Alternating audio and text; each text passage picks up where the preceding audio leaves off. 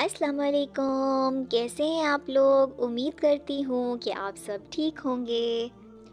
آج میں آپ سے شیئر کرنے لگی ہوں قرآن پاک میں کیے گئے اللہ پاک کے وعدے۔ اللہ تعالیٰ کے ہم سے قرآن میں کیے گئے 16 پرومسز۔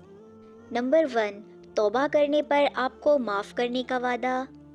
نمبر 2، دعاؤں کی قبولیت کا وعدہ۔ نمبر 3، شکر کرنے والوں کو اور زیادہ دینے کا وعدہ۔ نمبر 4، آپ کا اس کو یاد کرنے پر اس کا بھی آپ کو یاد کرنے کا وعدہ۔ نمبر 5، جو چلا گیا اس سے بہتر واپس دینے کا وعدہ۔ نمبر 6، دشمنوں سے ایمان لانے والوں کی حفاظت کا وعدہ۔ نمبر 7، ہر مشکل کے ساتھ آسانی کا وعدہ۔ نمبر 8، طاقت اور جان سے بڑھ کر تکلیف نہ دینے کا وعدہ۔ نمبر 9، صبر کرنے والوں کا ساتھ دینے کا وعدہ۔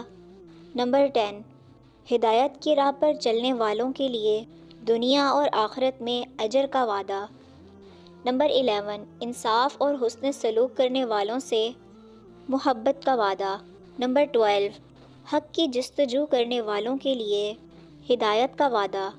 نمبر 13، توکل کرنے والوں کا کام سنوارنے کا وعدہ۔